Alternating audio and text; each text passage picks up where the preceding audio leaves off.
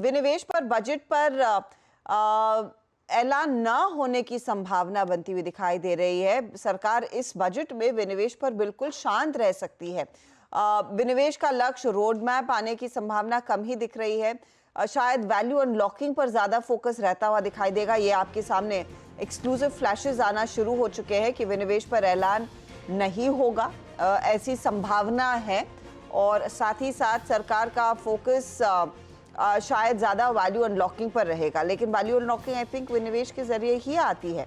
लक्ष्मण हमारे साथ है। लक्ष्मण, वैल्यू अनलॉकिंग नॉर्मली जब आप कहें, जब कोई स्टेक ऑफलोड करता है तो वैल्यू अनलॉकिंग आती है, और स्टेक ऑफलोड अगर सरकारी कंपनी करेगी तो वो विनिवेश होगा। पर आप कह रहे हैं कि विनिवेश पर ऐलान नहीं होगा, तो शायद टारगेट्स नहीं दे रहे हैं लेकिन वर्क इन प्रोग्रेस होगा। क्या मैं ऐसे समझूं?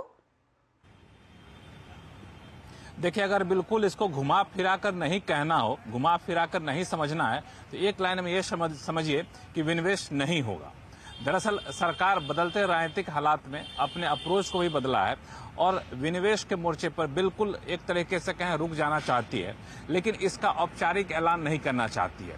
अब इस अपने पॉलिसी को, जिसको आपको याद है कोविड के समय में पब्लिक सेक्टर एंटरप्राइजेस पॉलिसी ऐलान किया गया था, उसमें विनिवेश के लिए कहा गया था जहां जहां सरकार को काम नहीं करना है, जो नॉन स्ट्रेटेजिक सेक्टर है, उस सेक्टर की सरकारी कंपनियों को बेच दिया जाएगा, हिस्सेदारी बेच दी जाएगी।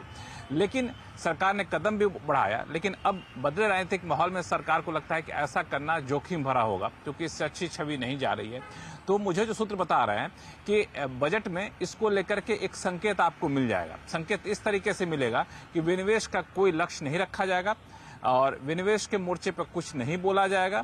सरकारी कंपनियों के लिए एक बात जरूर कही जाएगी, क्योंकि ये आरोप सरकार पर लगता है कि अपने सरकारी कंपनियों को बेच दिया या बेच रहे हैं। तो इस आरोप को धूमिल करने के लिए सरकार ये पर्सपेक्टिव बनाएगी कि हम सरकारी कंपनियों को बेचने की बात नहीं कर रहे हैं, हम सरकारी कंपनियों को वैल्यू अनलॉकिंग की बात कर रहे हैं। इसका मतलब ये होगा कि जो सरकारी कंपनियों के पास एसेट बचे हुए हैं, उस एसेट को कैसे मोनेटाइज किया जाए, जिसका नॉन कोर एसेट है, जो सरकारी कंपनियों के पास सुविधाएं हैं, उसको कैसे बेहतर किया जाए, मैनेजमेंट में किस तरह का प्रोफेशनलिज्म लाया जाए, ये सारी चीजें होंगी। और ये डिपार्टमेंट ऑफ पब्लिक एंटरप्राइजेस, जो अलग डिपार्टमेंट है, उसके पास चली जाएगी, वो ये सारी चीजें देखेंगी।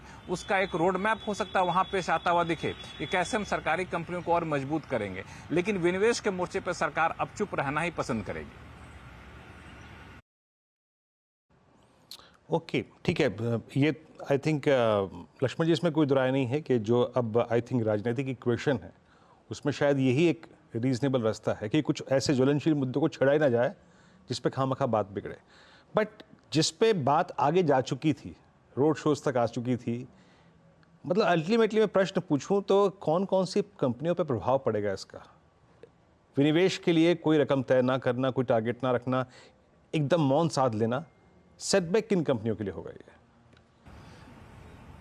देखिए, सबसे पहले नजर टिकी रहेगी वो है आपको आईडीबीआई बैंक को लेकर के, क्योंकि आईडीबीआई बैंक पे बात काफी आगे तक पहुंच चुकी है। उनके दिलचस्पी दिखाने वालों के नाम रिजर्व बैंक के पास जा चुके हैं। रिजर्व बैंक से अभी फिट एंड प्रॉपर क्राइटेरिया की लिस्ट आनी है और फिर उस पर सरकार क्या करेगी, क्योंकि आईडीबीआई बैंक तकनीकी तौर पर सरकारी कंपनी नहीं मान के चल रहे हैं हम लोग, तो वहां पे सरकार आगे बढ़ना चाहेगी बीच का रास्ता निकाल करके। तो आईडीबीआई बैंक पर मुझे बहुत ज्यादा रुकावट नहीं दिख रही है।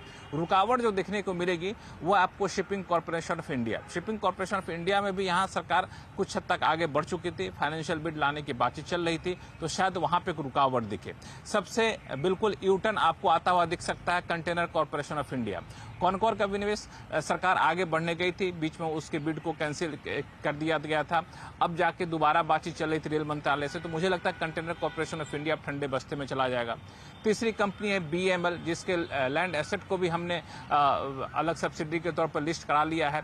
तो बीएमएल में सरकार क्या करेगी वो भी देखने वाली बात होगी। वहां भी हो सकता है कि सरकार थोड़ा ठंडा रुख दिखाए। तो ये जो सरकारी कंपनियां जो पाइपलाइन में थी, जो थोड़े से एडवांस स्टेज में नहीं थी, वो तो शायद मुझे लगता है ठंडे बस्ते में होगा।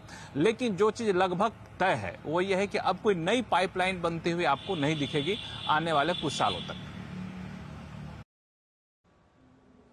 लक्ष्मण जी, बहुत बहुत शुक्रिया। आई थिंक बजट में एक बहुत महत्वपूर्ण धड़ा ये भी होता है कि सरकार विनिवेश के लिए कितना लक्ष्य तय करती है, कौन कौन सी कंपनियां होंगी।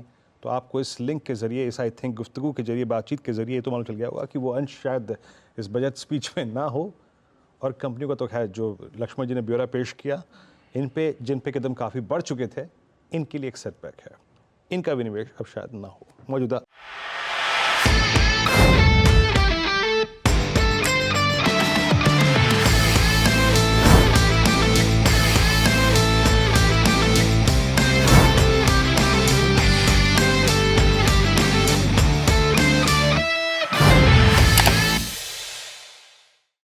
बता दें कि मनी कंट्रोल पर दिए गए विचार एक्सपर्ट्स के अपने निजी विचार होते हैं।